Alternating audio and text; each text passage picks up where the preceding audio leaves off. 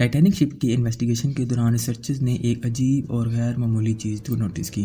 سمندر کی تہہ میں جہاز کا اگلا حصہ بہت ہی اچھی حالت میں تھا، جبکہ پچھلا حصہ انتہائی خراب حالت میں، اور وہ بھی 2000 فٹ کی دوری پر۔ بے شک 100 سال تک سمندر کی تہہ میں پڑے رہنے کے بعد لوہا اور سٹیل کل سڑ جاتا ہے، لیکن اگر یہ دونوں ہی ایک ہی شپ کا حصہ تھے اور وہ بھی ایک ہی وقت میں ڈوبے تھے تو پھر اگلے اور پچھلے حصے میں اتنا زیادہ فرق کیوں؟ ریسرچرز کا ماننا ہے کہ ایکسیڈنٹ والی رات آئس برگ سے ٹکرانے کے علاوہ بھی ٹائٹینک کے ساتھ کچھ ہوا تھا جس نے اس کے پچھلے حصوں کو زیادہ نقصان پہنچایا تھا۔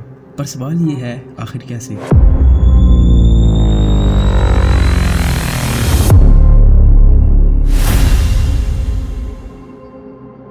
مسٹیریس اردو میں آپ سب کا خوش آمدید۔ میں ہوں آپ کا ہوسٹ زعیم شکیل۔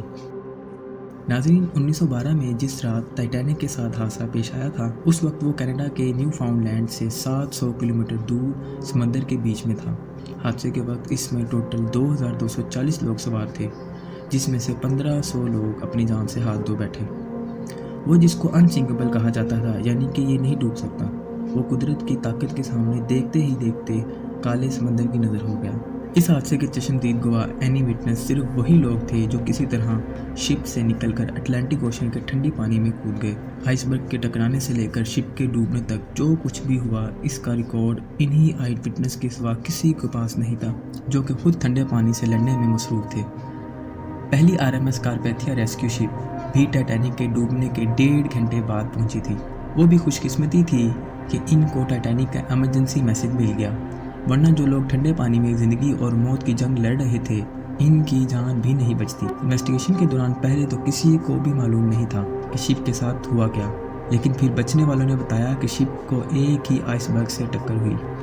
ان بیانات کو موقع پر موجود آئس برگز کو دیکھ کر کنفرم بھی کیا گیا، جس پر ٹائٹینک کا ریڈ پینٹ لگا ہوا تھا۔ حادثے کے بعد آئی وٹنس اور ایویڈنس کو دیکھتے ہوئے انویسٹیگیشن رپورٹ میں بتایا گیا کہ ٹائٹینک کی رائٹ سائڈ پر آئس برگ نے 300 فٹ بڑا سوراخ چھوڑا تھا، یعنی ٹائٹینک کی پوری سائڈ کا 1/3 حصہ پھٹ گیا تھا۔ پھر دوسری طرف آئی وٹنس کا کہنا تھا کہ شپ کو ڈوبنے میں قریباً 2.5 گھنٹے لگے تھے۔ انویسٹیگیٹرز کا ماننا ہے کہ اگر واقعی ہی آئس برگ نے ٹائٹینک پر 300 فٹ گہرا سوراخ چھوڑا تھا تو اس کو 2.5 گھنٹے میں نہیں بلکہ چند منٹوں میں ہی ڈوب جانا چاہیے تھا۔ یہ سچائی کیا تھی، اس وقت کسی کو بھی معلوم نہیں تھا۔ سچائی کو جاننے کے لیے یہ ضروری تھا کہ ٹائٹینک شپ کو ڈھونڈا جائے۔ کئی سالوں تک ٹائٹینک کی تلاش جاری رہی اور ہر گزرتے سال یہ مسٹری اور زیادہ سنگین ہوتی گئی۔ آخرکار 73 ایئرز کے بعد جب ٹائٹینک کا ملبہ ملا تو یہ میرین انڈسٹری کے لیے ایک بہت بڑا بریک تھرو تھا۔ اوشنک ایکسپلورر PH نورگلیٹ نے 30 سے زیادہ مرتبہ ٹائٹینک کے ملبے کا دورہ کیا تھا۔